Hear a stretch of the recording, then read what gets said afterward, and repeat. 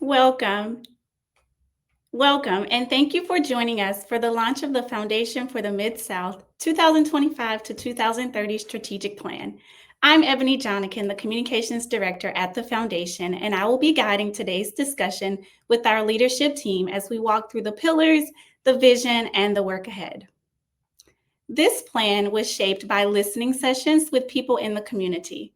We learned that families want stronger schools, healthier lives, and real opportunities to thrive. Their voices guided every step of this process and set the foundation for the vision we're sharing today. So let's take a look at the progress the Foundation for the Mid-South has made in the last 35 years. For 35 years, the Foundation for the Mid-South has believed in the power of people and place. From the heart of the Delta to communities across Arkansas, Louisiana, and Mississippi, we have worked to create opportunity, strengthen families, and build a stronger region for all. Founded in 1990, the Foundation began with one simple idea: that lasting change happens when people and partners come together to improve lives. Over the decades, our mission has remained the same: to invest in people and communities so they can shape their own futures. In the 1990s, we supported schools and early education programs that opened new doors for young learners. In the 2000s, we helped rebuild communities after natural disasters and strengthened local organizations. In the years that followed, we expanded our focus on health, workforce development, and equity, reaching thousands across the region. Through it all, one truth has never changed: when we connect people, resources, and ideas, progress follows. Behind every grant and every program are people: teachers, parents, business owners, and young leaders, all working toward a better tomorrow. Their stories remind us that change begins with connection, and that the most powerful solutions come from the people who live closest to the challenges. Our strength has always been partnership. Together with hundreds of organizations, we have turned visions into action and opportunity into impact. As we celebrate 35 years of progress, we look ahead to what comes next. Our new strategic plan focuses on three priorities that shape the future of the Mid-South: education, health and wellness, economic development. Together, we are building the next 35 years, creating pathways for every child, every family, and every community to thrive. Because when we invest in people, we invest in the future. The Foundation for the Mid-South, celebrating 35 years of impact, building the next 35.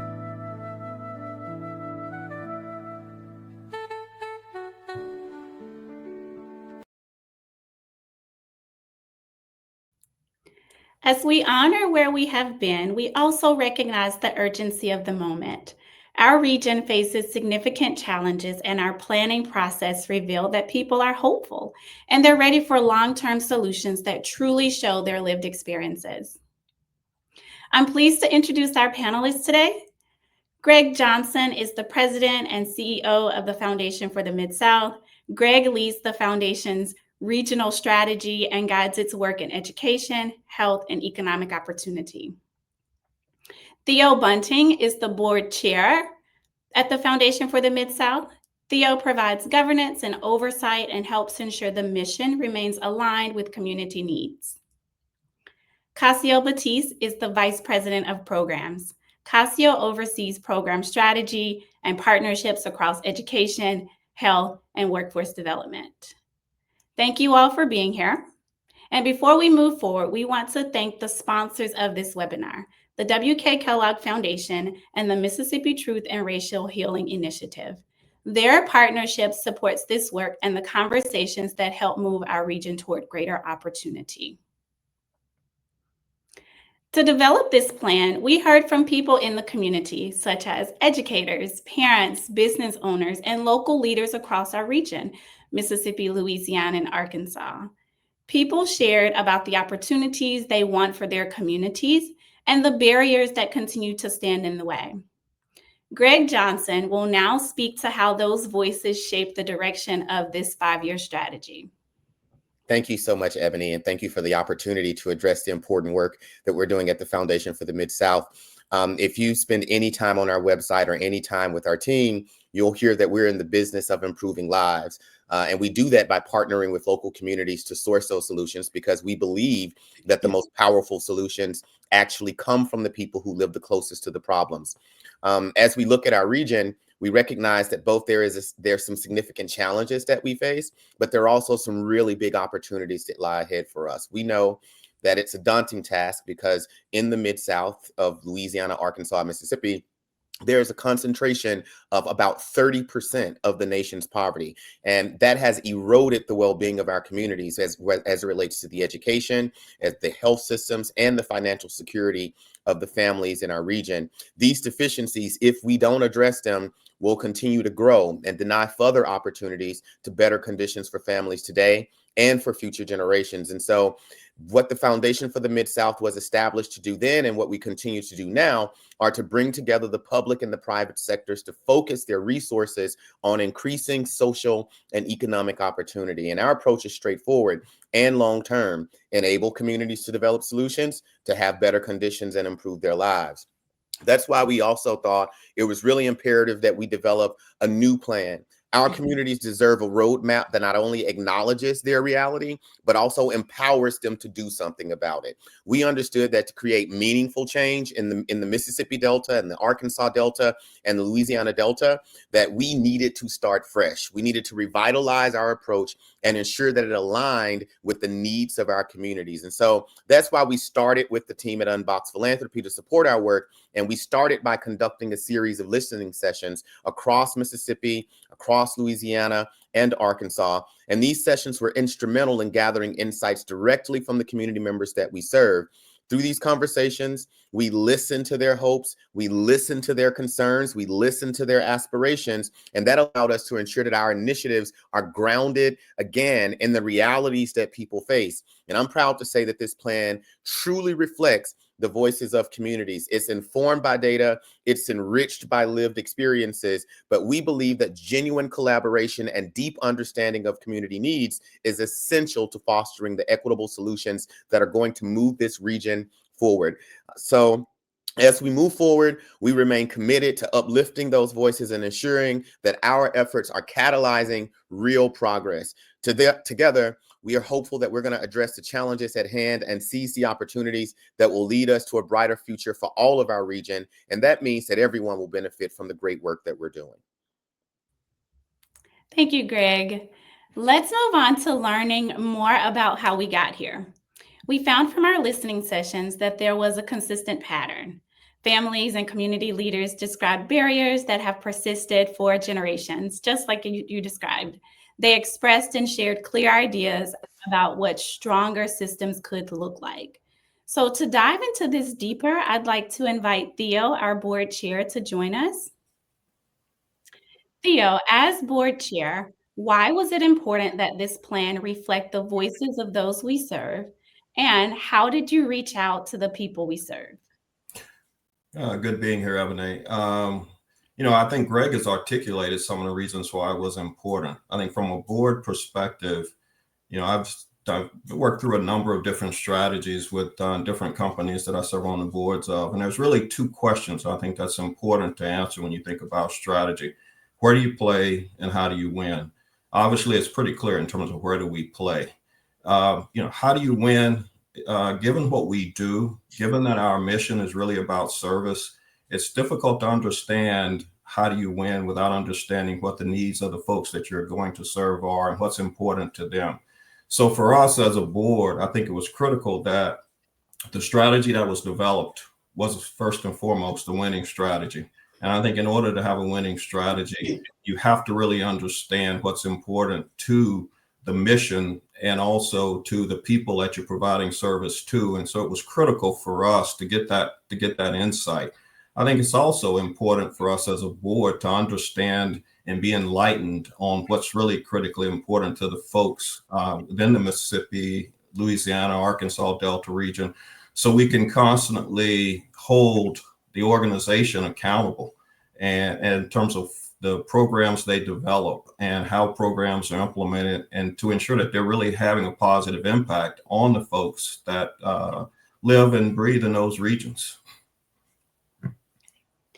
Theo, can you also share how the board is going to guide and support implementation of this plan over the next 5 years? That's one of the board's primary functions, right? Is oversight and to hold management accountable. One of the things we talk about in our board meetings 4 times a year is our strategy and how is the strategy working. Clearly, Greg and the organization will develop key performance indicators for the board to use to monitor their progress. I think another aspect of this from a board's perspective, which is something that we probably haven't done much of in the past, is for us to find ways to actually connect with these communities directly and also assess the impacts and the results. But I think from a board perspective, being accountable, holding management accountable to the plan and also monitoring that plan. And also, strategies aren't necessarily a book that you put on the shelf. Strategy has to be dynamic. And I think it's important that we consistently touch the regions and touch the folks in those regions as a board to understand when the strategy needs to change, how it should be redirected, and also ensure that management is doing that as well. Theo, what message do you want to leave with partners and communities today? I think the message for me that I'd like to leave to everyone is, we're united in purpose. I think that's clear. And we're accountable to the people we serve. We have to be. And so with that message, I think this strategy captures that. And I think the next step is to implement it and to then hold ourselves accountable to actually perform against it. Thank you, Theo. Let's bring Greg into the conversation now. So, Greg, what was most important to you in shaping this new plan, and how did it inform your approach? Sure. Thanks, Ebonee. I want to start by just piggybacking off of something that Theo said, which, we have 2 options when we're developing a strategic plan. We can develop a strategic plan that only acknowledges the landscape as it exists, or we can anticipate some of the evolution and try to plan for that. And so that was important to us. But I think when we were shaping this new plan, the most important factor for me was ensuring that it was a comprehensive and a collaborative process. And so we worked through a 5-step methodology that really emphasized engagement, benchmarking, smart target setting, validation, and adaptive funding. And so I'll start with that first one because engagement was crucial. I wanted to ensure that all of the stakeholders, including team members and community representatives, were actively involved in any discussions about what the foundation would be doing moving forward.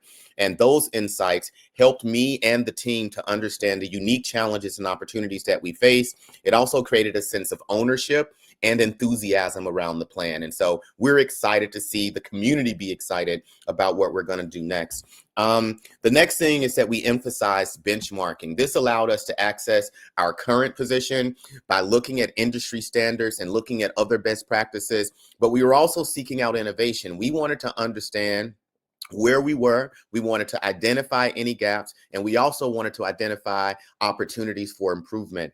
Then came our SMART target setting phase. And a lot of people are familiar with the SMART acronyms are specific, measurable, achievable, relevant, and time-bound goals. This framework ensures that we have some clarity and that we have some focus. As Theo was just saying, we want to be able to hold ourselves accountable for the work that we're doing. And that's going to allow us to track progress effectively and adapt as needed. The next step was validation. We needed to engage external experts and external stakeholders to review our plan, to provide valuable feedback, to ensure that our approach was sound and backed not only by evidence, but by the lived experience of the people in our region. And then lastly, we wanted to make sure that we had some adaptive funding because that's fundamental. The organization and I recognize that as we implement our plan, we need the flexibility to pivot and to allocate resources effectively based on emerging needs and on getting real results. So in summary, I just say that this methodology, the approach that we took informed our strategy by ensuring that it was rooted in collaboration, that it was rooted in data-driven insights, and that it was responsive to change, ultimately positioning us for success in achieving our objectives. Or as Theo said, we're playing to win. Thank you, Greg. As you mentioned, the planning team worked really closely with Unbox Philanthropy to review the benchmarks, the data, and validate what communities shared. And the result is a plan that's grounded in lived experience and evidence-based research. So let's talk about what's in the plan, okay? So the strategic plan is built around 4 pillars that reflect what communities across the Mid-South said they need most. Those pillars are education, health and wellness, economic opportunities and wealth building, and networking and convening. Education focuses on helping students succeed in school and creating stronger pathways after graduation. Health and wellness addresses access to care, mental health support, maternal health, and conditions that shape everyday life. Economic opportunities and wealth building strengthen housing stability, workforce opportunities, small business growth, and financial security. Networking and convening brings partners together across states and sectors to share knowledge and build coordinated solutions. So together, these pillars guide how the foundation invests, how we collaborate, and measure progress over the next 5 years. So let's get started with education. And to do that, we're going to bring Cassio, our VP of Programs, on the stage. Hello, how are you doing, Ebonee? Hi, Cassio. So across the region, educators told us the same story. Too many students begin high school already behind, and families want stronger support systems to help them succeed. These conversations shape the education goals in this plan. So Cassio, education and workforce readiness remain central to the foundation's mission. How does this plan strengthen that work? Well, hope with education is where hopes begin. And we know that investing in learning for the future of families and communities. So our goals in education is expanding access to quality early childhood education programs in rural and low income areas, and raising graduation rates by 10% and expanding college readiness by 15%. This means that we partner with schools, creating pathways for first generation college students, and it's giving parents and teachers the tool they need to help every child reach their full potential. Community members shared concerns about access to things like basic care, mental health support, and the strain placed on families who cannot find the services that they need. So we're going to talk more about how those realities shape the health priorities in this plan. Cassio, the next question is, health and wellness are deeply tied to opportunity. What does the plan prioritize in this area? Well, we can't have healthy communities without having healthy families. And so we're prioritizing 3 areas: reducing obesity rate. And we're looking at doing with our work, with our partners, we're looking to reduce that by 8%, increasing access to mental health services in underserved communities, particularly in our region of the Delta regions. And we're looking to do that by 25%. And one of the other areas is improving maternal and infant health outcomes in high risk populations, particularly Black and brown women. And we look forward to doing that through investing in local health programs, supporting community gardens and food deserts, and advocating for maternal and child health so every family can thrive. The next pillar is economic opportunities and wealth building. Families described financial strain, limited employment options, and barriers to building savings and starting a business. Those stories inform the plan's economic goals. Well, Cassio, go, beyond education, how does this plan address broader economic opportunities and wealth building? Well, we're expanding programs to help families build stability, from workforce training to small business support. And our goal is to increase affordable housing with by 20%, reduce unemployment by 5%, and expand families and emergency savings by 30%. And also to expand access to small business development resources, resulting in a 15% increase in successful minority-owned business. And economic progress doesn't stand alone. It fuels the progress in every other part of the family life. When families have stable income, affordable housing, and opportunities to build saving, it creates a foundation that strengthens their education, health, and long-term stability. Thank you, Cassio. I want to add here that networking and convening, which is our next pillar, is one of the most important commitments in this plan because it connects the people who shape opportunity in the region. Listening sessions show that communities want stronger collaboration, they want shared understanding, and more coordinated spaces to address common challenges.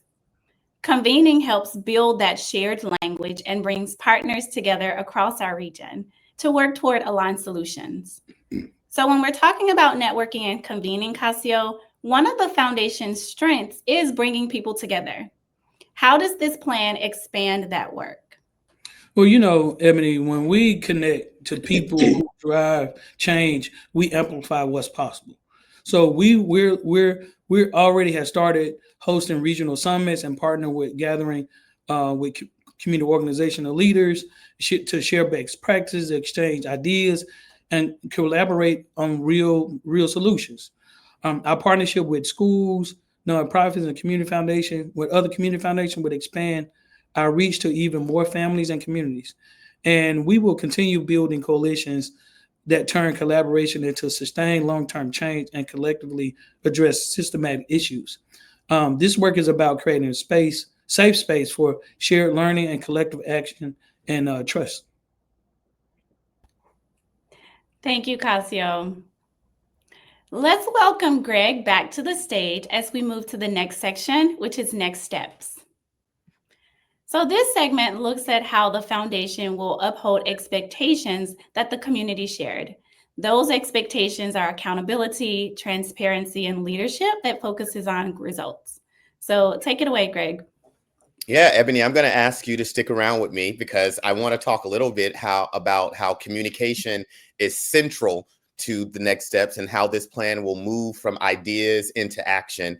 And you lead our strategic communications work, and your role is essential to keeping this plan not only visible, but accountable and connected to the communities that we serve. And so I want to turn to talk to you about what this looks like in practice. And so I guess my question to you would be, from a strategic perspective, how will communication support accountability and ensure that this strategic plan stays active over the next 5 years? Yeah, sure. Thank you, Greg. So we're playing the long game here. We want people to know that this is not just an announcement, and communication has to function as the backbone of the accountability. So our communication and messaging is how we will keep this plan visible and keep our priorities measurable. Because this plan was shaped by community voices across our region, we'll use our messaging to honor that process. We are responsible for sharing what we heard and showing how community input guides our decision. This is how communication becomes part of accountability. It keeps us honest, and it reinforces that the public is not only an audience, but they're also a co-author in this plan. And finally, I want to say our messaging and storytelling is what will keep this plan alive. It's going to sustain the momentum. It's also going to ensure that progress does not get lost in the daily demands of the work.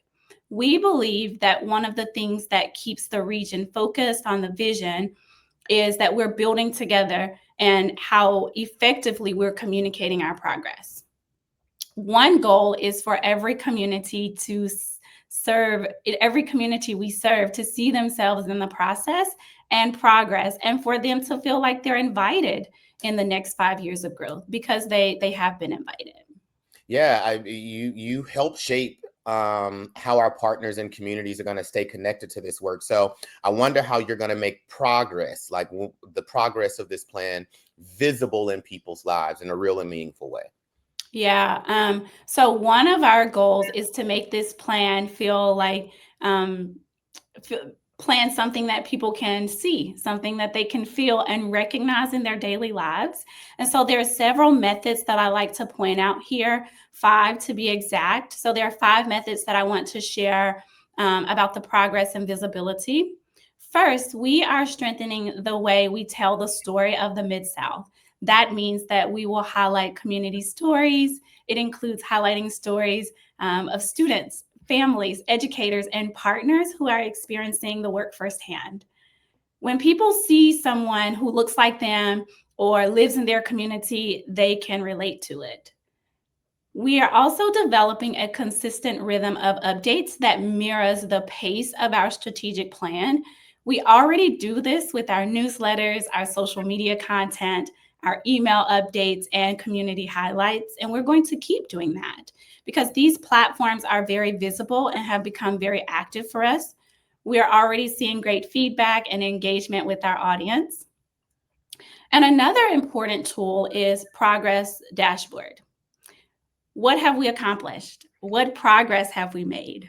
The Progress Dashboard will help to show how much we've accomplished and the progress we've made so far. This is where our stakeholders and the community will be able to track changes in areas such as graduation rates, mental health access, workforce opportunities, or any convening activity. The dashboard will help bring the data to life, right? This is where we'll see the story behind the numbers. We're also using communication to build continuity. This means sharing results and insights from convenings, partner collaborations, and lessons learned along the way. Here, we're going to build transparency as a way to build trust and maintain engagement. And finally, I think it's most important, we're going to continue listening. We want to stay in the conversation with the communities that shape this plan. So it was their feedback that will guide and what we will elevate, what we will refine or sift through, and it's going to be how we adjust. So staying grounded in community voices is what keeps the plan responsive, and it's what keeps it aligned with the people it was designed to serve. Thank you, Ebonee. All right, thanks, Greg. So let's keep going here. We're going to continue with this section. So clear metrics and honest reporting are part of the foundation's commitment to the region. Progress will be tracked through evaluation cycles that show where momentum is building and where more effort is needed. So here's a question for you, Greg. How will the foundation measure success and adapt this plan as needs evolve? Yeah, I mean, we've talked a little bit about evaluation cycles, and we'll have quarterly check-ins, and we have a robust measurement, evaluation, research, and learning team that we utilize. We're using adaptive funding because we want to fund what works. We want to win at the things that we're chasing after. And the plan is designed to learn and to adjust as communities change.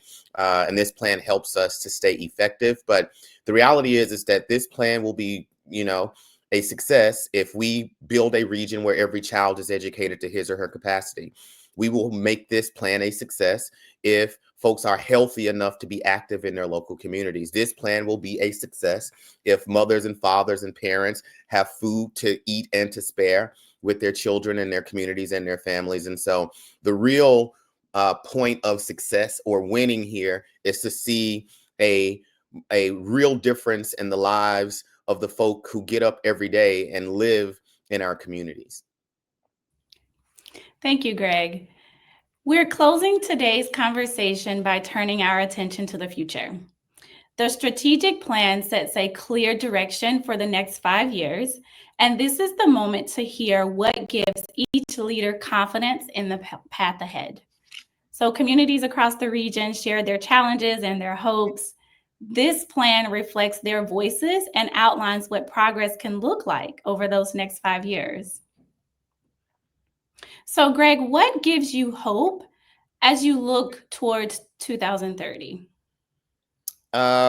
Listen, we're up against a lot, but this plan reminds me that the solutions already live within our communities, and that's what gives me hope. The people who are my neighbors, the people who I see dropping their little ones off to school in the morning, the people who are making breakfast and serving it. And so the thing that gives me the most hope as we look toward 2030 is just the commitment of the folk in the communities who are going to carry out this plan. And they're waking up every day, and they're out in the highways and the byways getting the job done. And I believe in that work, and I believe in these people. Thank you. So I invite each of you to share a brief closing. So let's bring Cassio back to the stage with us. We're going to talk about what gives you optimism as you move forward. We can start with you, Cassio. So for me, this opportunity to be at the foundation and really see a agency that is interested in investing in people and systems that the community say that has helped them thrive, right?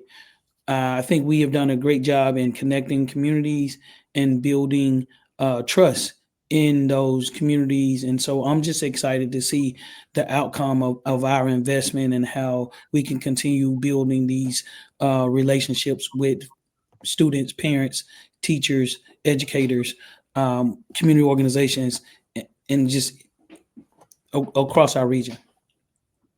Yeah, I think what I'll just say is that our region has the talent, our region has the resilience to meet every challenge that's before us. And this plan shows what's possible when we work together for long-term change. When we fight together, we win. Thank you, Greg and Cassio, for your insights today. This conversation highlights the work underway and the commitment behind the new strategic plan. We appreciate everyone who joined us for this discussion and who continue to support progress across the Mid-South. We also want to thank the W.K. Kellogg Foundation and the Mississippi Truth and Racial Healing Initiative for their partnership. We look forward to sharing updates as our work continues. And thank you for being with us.